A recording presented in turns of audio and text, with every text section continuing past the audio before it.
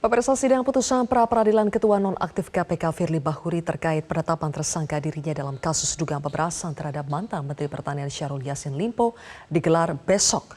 Apakah Firly masih berpeluang lolos dari bui? Kami akan membahasnya dengan mantan Wakil Ketua KPK, Saud Situmorang. Bang Saud, selamat sore.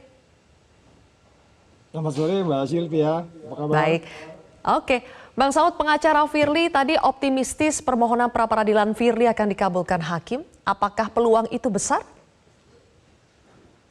Ya enggak dong, kan kita udah ngikutin bener kasusnya dari awal ya. Kalaupun ada dua atau tiga lawyer termasuk hari ini juga menyampaikan tentang mereka main dalil-dalil atau main definisi-definisi tentang bukti, 91 bukti dianggap sama dengan satu bukti bukan bukti. Itu sebenarnya kan hanya logika argumentasi hukum yang mereka gunakan, tetapi penyidik kan sudah dari awal sudah menjelaskan pada persidangan tanggal 13 kemarin juga sudah bagi kita yang mengikutinya secara detail dari awal tentu yakin betul bahwa semua peradilan yang diminta itu tentu akan ditolak. Apalagi kalau kita mengatakan bahwa yang bukti juga yang kita menyaksikan apa yang disampaikan beberapa yang mereka sebut sebagai yang meringankan buat mereka termasuk yang disebutkan dalam berita tadi ya tentunya itu tidak relevan dengan kasus ini. Jadi sekali lagi kita yakin betul bahwa itu akan ditolak besok.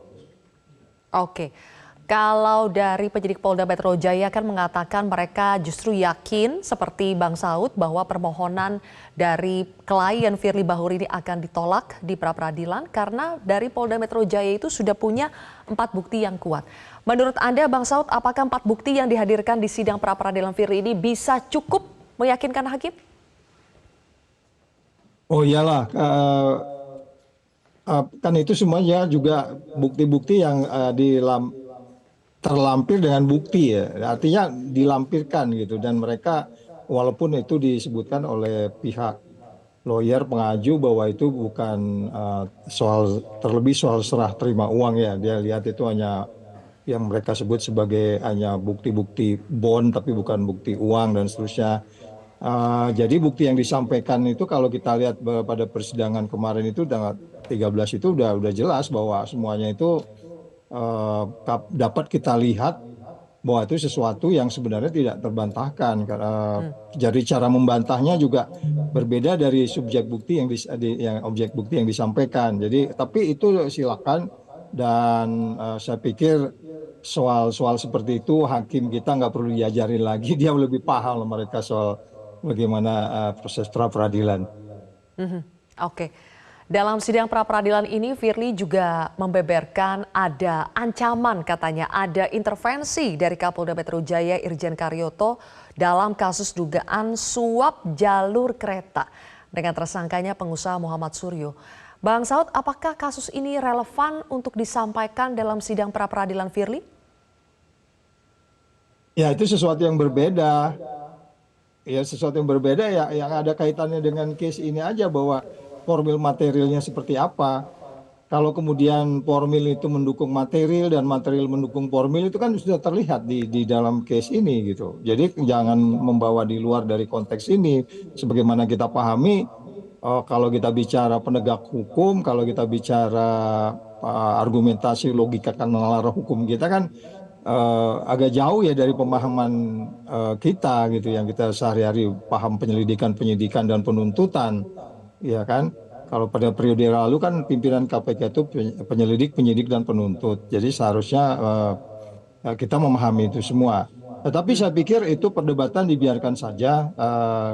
Kalau kita mengaju kepada proses dan saya kemarin 2 kali diminta menjadi saksi ahli itu, saya keyakinan penuh kok bahwa bukti-bukti apa yang disampaikan oleh dalam hal ini penyidik kita sudah sangat firm di situ. Jadi kalaupun ada umpamanya upaya-upaya pra-peradilan dan yang sedang berlangsung ini, setiap orang mempunyai hak untuk itu, tapi bukan berarti semua itu akan berujung pada terbantahkan atau mentahnya bukti-bukti yang cukup kuat. Kira-kira gitu Mbak Zilvia. Oke. Meskipun menurut Bang Saud ini tidak relevan, kasus ini tidak relevan untuk dibawa dalam sidang pra-peradilan Firly, apakah itu berarti membawa menarik-narik kasus lain ke dalam pra-peradilan Firly ini sama saja dengan membocorkan informasi rahasia yang semestinya tidak diketahui publik? Ya, akhirnya kita juga kan bertanya itu ke dokumen kenapa gitu. Dia sebagai apa membawa dokumen itu? Ya kan itu nggak relevan sebenarnya. Sebagai apa dia membawa dokumen itu?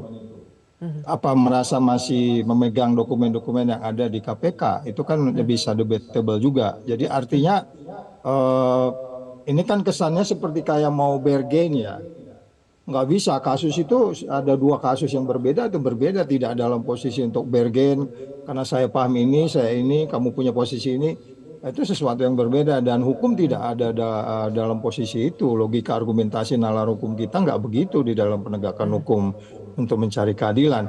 Strict aja di proses yang Anda hadapi, kemudian Anda menunjukkan bahwa ada sesuatu formil dan material yang kalaupun ini pengujiannya adalah fokus pada formilnya ya. Tetapi pada bagian lain kan ini saya pikir ini sesuatu yang lumrah ya Mbak Zilvia untuk kemudian orang menjustify bahwa dia tidak dia dalam posisi yang tidak seperti yang dituduhkan dan lainnya, itu sesuatu yang normal saja dan saya pikir bantah membantah itu hakim akan lebih paham. Jadi kita nggak usah terlalu pusing dengan ini. Atau prosesnya akan kita lihat besok dan kita yakin itu semua akan ditolak. Oke, baik.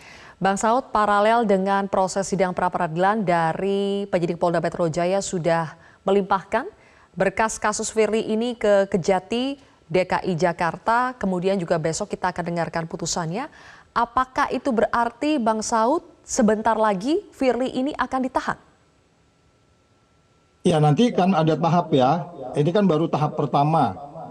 Tahap pertama nanti kalau udah masuk tahap kedua mungkin tentu sekalian penyerahan dari yang bersangkutan ke pihak kejaksaan.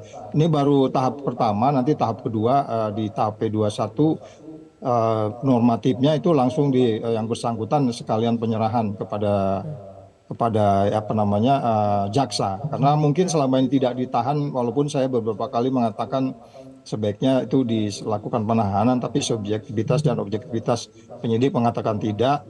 Tapi saya pikir kalau prosesnya berjalan cepat, ini katanya ada ribuan halaman, kemudian beberapa jaksa di kejaksaan cepat memeriksa itu untuk kemudian sampai pada penyerahan tahap kedua, nanti yang bersangkutan diserahkan sekalian. Jadi kita tunggu aja tahap keduanya mungkin gitu Mbak. Oke, baik. Terakhir Bang Saud, meskipun tadi Anda katakan bahwa membawa dokumen kasus dugaan tadi jalur kereta itu tidak relevan dalam kasus ini, apakah membawa dokumen itu sendiri bisa dipersoalkan lagi nanti terkait dengan kesalahan Firly lainnya? Apakah ini bisa dipersoalkan lagi? Ya, debatable. Tapi kalau saya bilang itu bisa dipersoalkan karena itu kenapa dokumen itu berada di tangan yang bersangkutan, apalagi kalau itu dokumen dokumen penyelidikan atau penyidikan yang berisi lengkap yang menyangkut beberapa pihak yang berpotensi terkait di situ. Jadi ini kan upaya untuk kelihatannya upaya last resort untuk bergain ya. Dan saya pikir itu it doesn't work lah, itu nggak berfungsi kayak begitu. Baik, kalau begitu kita nantikan sama-sama bagaimana keputusan dari sidang pra-peradilan Firly besok. Terima kasih mantan Ketua KPK Bang Saud Situmorang sudah bergabung bersama kami di Prime Time News hari ini. Jelajahi cara baru mendapatkan informasi. Download Metro TV Extend sekarang.